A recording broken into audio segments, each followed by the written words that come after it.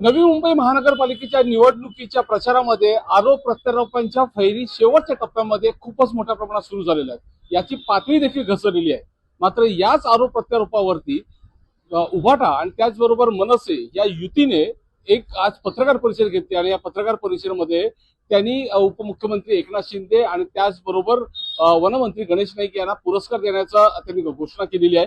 आपण बघू शकता की हे दोन पुरस्कार जे आहेत, ज्यामध्ये बकासूर सम्राट आणि टेंडर सम्राट हे दोन पुरस्कार जे आहेत ते उपमुख्यमंत्री एकनाथ शिंदे आणि वनमंत्री गणेश नाईक यांना देण्यात येणार आहे। यामागचं काय कारण आहे आपण जाणून घेऊया मनसेचे जिल्हाध्यक्ष गजानन काळे यांच्याकडून। काय म्हणाल, काय नक्की हा प्रकार आहे आणि तुम्ही हे कशासाठी ह्या दोन्ही नेत्यांना देणार आणि कधी देणार? ते मला वाटतं नवी मुंबई महानगरपालिकेत गेल्या 30 वर्षाच्या सगळ्या निवडणुकांमध्ये महानगरपालिका असो, लोकसभा असो, विधानसभा असो, कधीही एकमेकांवरती आरोपाचा स्तर कधी घसरलेला नव्हता।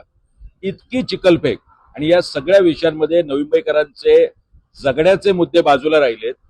गणेश नाईक साहेब म्हणतायत की एकनाथ शिंदेंनी 5 वर्षाच्या प्रशासन काळात 3000 कोटीचा भ्रष्टाचार टेंडरच्या माध्यमातून केलेला आहे। जर तो 3000 कोटीचा भ्रष्टाचार केलाय, आपण रोज ही संविधानिक पदावर असलेले दोनही मंत्री आहेत, एक जबाबदार व्यक्ती आहे, आपण रोज प्रत्येक आठवड्यात कॅबिनेटमध्ये असता।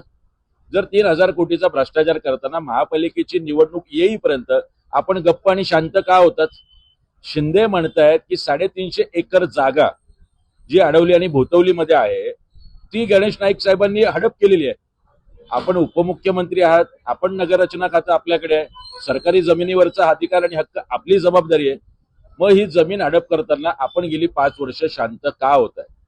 इतक्या लेवलला जर हे चालू असेल, आम्ही 2 पुरस्कार मुद्दामून दिलेले आहेत।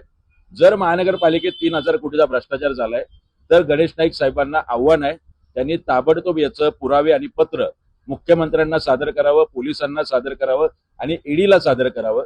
एकनाथ शिंदेकडे जर नैतिकता शिल्लक असेल, जी मुळात नाहीये, त्यांनी ताबडतोब राजीनामा दिला पाहिजे। आणि जर 350 एकर जागा गणेश नाईक साहेबांनी हडप केली तर त्यांनीही चौकशीला सामोरं गेलं पाहिजे। या दोनही मंत्र्यांचे आज मुख्यमंत्र्यांची इथे सभा आहे ऐरोलीमध्ये। यांनी या सभेमध्ये जर आपण नवी मुंबईकरांचं भलं करू इच्छिता, ताबडतोब दोघांनी राजीनामे मुख्यमंत्र्यांकडे सुपूर्द केले पाहिजे आणि चौकशीला सामोरे गेलं पाहिजे। अन्यथा टेंडर सम्राट एकनाथ शिंदे साहेब आणि बकासूर सम्राट गणेश नाईक साहेब यांना पुरस्कार आम्ही 2 ठेवलेले आहेत। मुख्यमंत्री म्हणतील आणि हे दोनही मंत्री म्हणतील त्यावेळी तुम्ही सांगाल तिथे हे पुरस्कार देऊ। अन्यथा शिवसेना मनसेच्या युतीच्या आमच्या मध्यवर्ती कार्यालयात वाशी सिवूडला पुरस्कार आम्ही ठेवलेले आहेत, आपण इथून पुरस्कार घेऊन जावेत असं सुद्धा मी आव्हान त्यांना करतो। एक महत्वाचा पत्रकार परिषदेमधला मुद्दा आहे तो म्हणजे हिंदी सक्तीचा।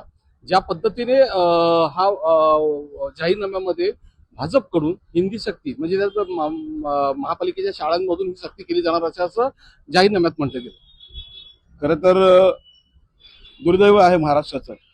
मुख्यमंत्री म्हणतात की कुठल्याही शाळेत हिंदी सक्ती केली जाणार नाही आणि इथले राज्यकर्ते म्हणतात की आम्ही हिंदी सक्तीची करू। खरं तर असं वाटायला लागले की यांचा छुपा अजेंडा चालू आहे।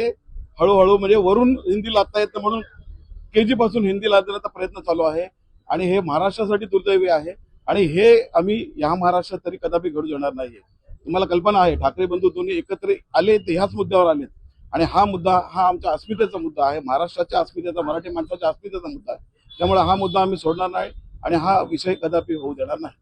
नक्कीच आज मनसे आणि शिवसेना आक्रमक झालेली आहे आणि त्यांनी हे दोन्ही पुरस्कार या दोन्ही नेत्यांना देण्याचा त्यांनी निर्णय घेतला।